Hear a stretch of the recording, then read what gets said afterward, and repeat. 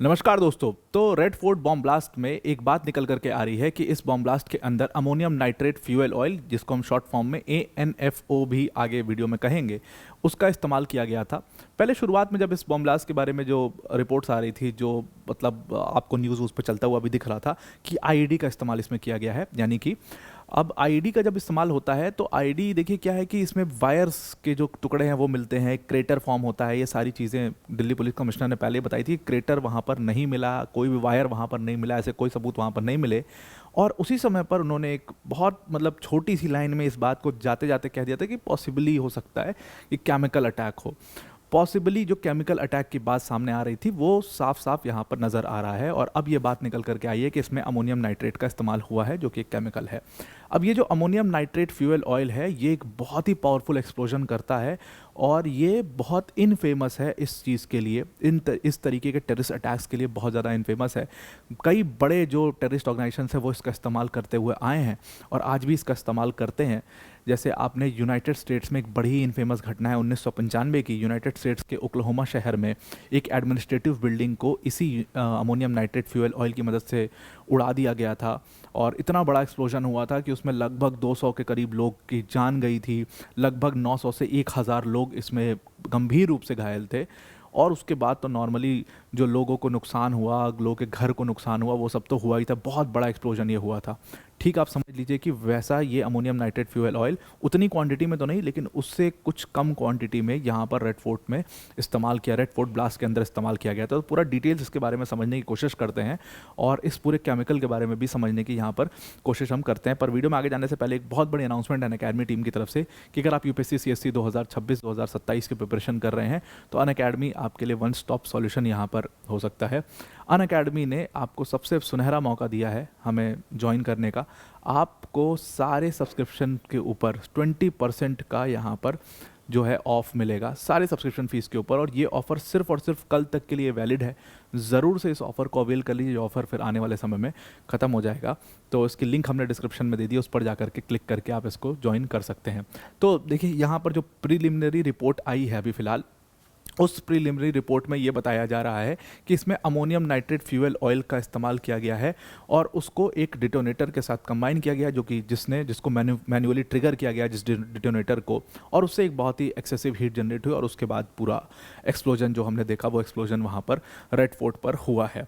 इसमें जो नंबर्स अभी तक आए हैं वो 13 लोगों की जान जाने की बात इसमें सामने आ रही है, और 20 से ज़्यादा लोग इसमें इस एक्सप्लोजन में घायल हैं पूरी तरीके से।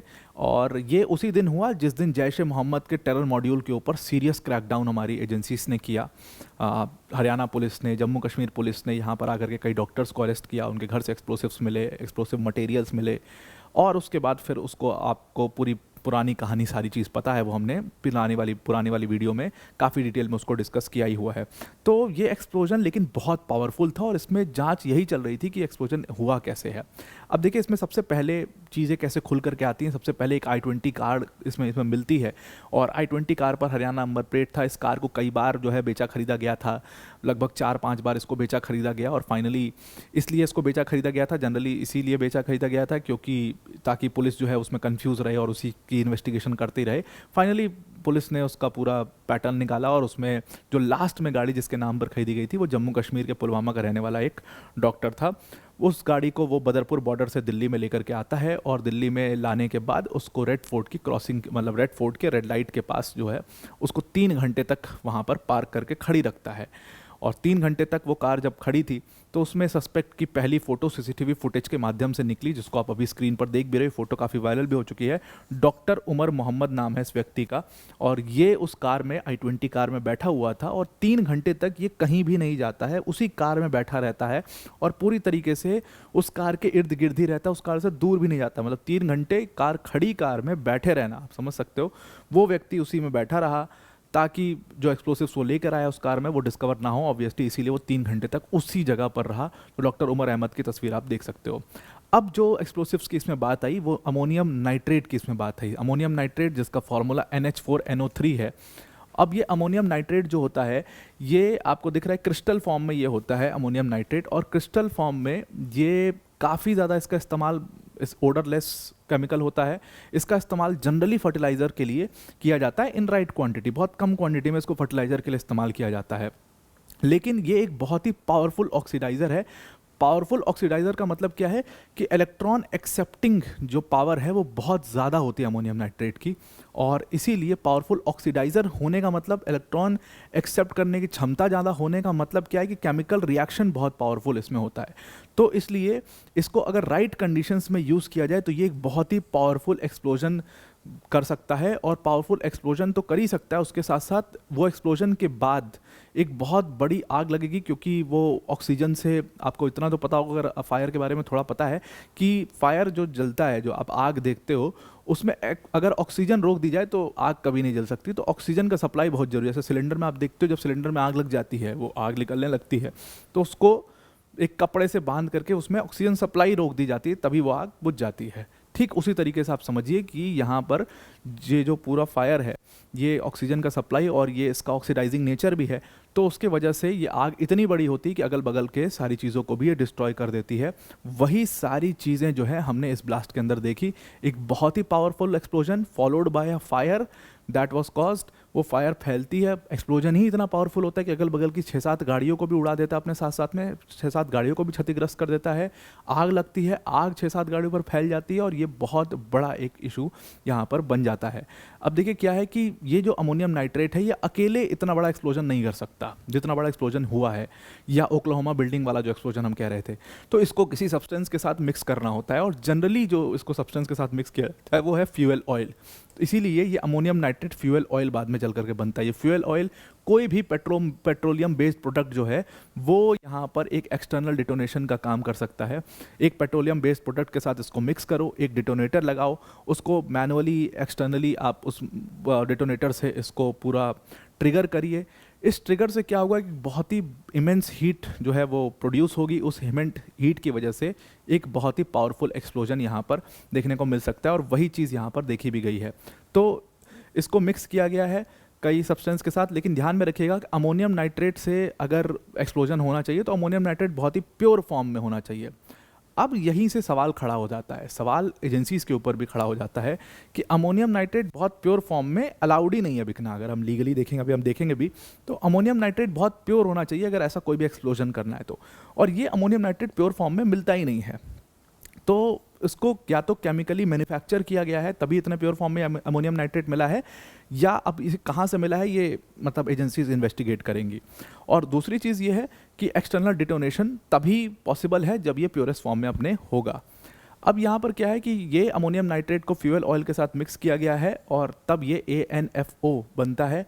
और इसको जनरली जो यूज़ किया जाता है, अमोनियम नाइट्रेट का यूज़ जो है फर्टिलाइज़र के तौर पर तो किया ही जाता है, लेकिन जो एक्सप्लोसिव्स का यूज़ किया जाता है उसको आप कंस्ट्रक्शन में या माइनिंग में एक्सप्लोजन कोई करना होता है तो वहाँ पर इस्तेमाल किया जाता है। ऑल्दो अब आज के दौर में माइनिंग ऑपरेशंस में आपको पता होगा कि पहले RDX का इस्तेमाल हुआ करता था। जैसे आपने वो अमिताभ बच्चन वाला वो डायलॉग सुना होगा कि अरे अमित तुम तो आग ऐसे बारूद में लगा के आते हो, जैसे ये वो पता नहीं जो भी डायलॉग है वो, तो वो RDX था। लेकिन वो बहुत खतरनाक है, उसमें लोगों की जान बहुत खतरे में रहती थी जो लोग ये काम करते थे। उसके बाद उसको रिप्लेस अमोनियम नाइट्रेट से कुछ टाइम में किया गया। अमोनियम नाइट्रेट का दिक्कत क्या था कि ये भी बहुत पावरफुल एक्सप्लोजन होता था। उसके बाद ये आग कभी कभी ऐसी लग जाती थी जिसको कट डाउन करना बहुत मुश्किल होता था, कई कई दिन तक ये आग चलती थी, बहुत डिफ़िकल्ट हो जाता था। आज के डेट में इन सारी चीज़ों को हटा करके जेलेटिन का इस्तेमाल किया जाने लगा। जेलेटिन की मदद से अब एक्सप्लोजन्स होते हैं जो कि कम खतरनाक होते हैं, जिसमें आदमी की जान जाने की जो पॉसिबिलिटी बहुत कम होती है, बहुत ज़्यादा कम होती है। अनलेस और until something very wrong happens there, तब तक वो कुछ नहीं होता, तो इसलिए जेलेटिन करते हैं। तो अब अमोनियम नाइट्रेट का भी इस्तेमाल इसमें बंद हो गया, पुराना तरीका। लेकिन टेररिस्ट ऑर्गेनाइजेशंस अमोनियम नाइट्रेट का इस्तेमाल खूब ज़्यादा करती हैं, और उसका कारण बहुत सिंपल सा है, क्योंकि सबसे बड़ी बात है ये बहुत ही सस्ता होता है, बहुत इनएक्सपेंसिव है। और दूसरी चीज़ क्या है कि इसको मैन्युफैक्चर करना बड़ा आसान है। सिंपल केमिस्ट्री भी अगर आप जानते हो, थोड़ी बहुत भी अगर आपको नॉलेज है, तो आप आराम से, अगर आपने सिंपल केमिस्ट्री पढ़ी हुई है तो आप आराम से इसको मैन्युफैक्चर कर सकते हो। तीसरी चीज़ क्या है कि बड़ी क्वांटिटी भी इसकी, क्योंकि भाई क्रिस्टल फॉर्म में होता है, छोटा होता है, इसकी बहुत बड़ी क्वांटिटी भी हैंडल करना, उसको स्टोर करना बहुत सिंपल है। और बहुत आसान भी है। तो अब अगर ये चीज़ इतनी आसानी से मिल सकती है, इतनी आसानी से मैन्युफैक्चर हो सकती है, तो लॉ भी इसके लिए होगा। जो लीगली अगर हम इस चीज़ को देखें तो जो रूल्स फ्रेम किए गए थे अमोनियम नाइट्रेट के लिए 2012 में, बाद में उसको 2021 में चेंज भी किया गया, वो लॉ कहता है कि किसी भी क्वांटिटी में किसी भी तरीके से अमोनियम नाइट्रेट किसी भी कॉम्बिनेशन के अंदर 45% से ज़्यादा बाय वेट अमोनियम नाइट्रेट नहीं होना चाहिए, चाहे वो किसी भी फॉर्म में हो, जेल में हो, किसी भी फॉर्म में हो।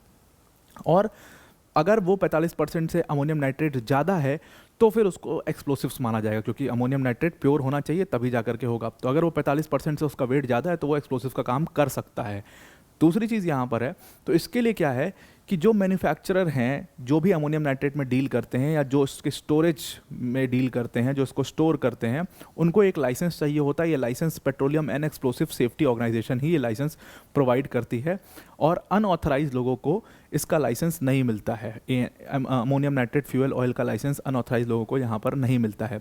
अब यहीं से पूरी इन्वेस्टिगेशन एजेंसीज के ऊपर सवाल खड़ा होता है कि सबसे पहली बात कि ये अमोनियम नाइट्रेट इनके पास इतनी बड़ी क्वांटिटी में आया कैसे, इतने दिन तक इन्होंने स्टोर करके रखा कैसे, और फिर बड़े आराम से इस घटना को अंजाम कैसे दिया। ये सारी बातें यहाँ पर रेलेवेंट हो जाती हैं।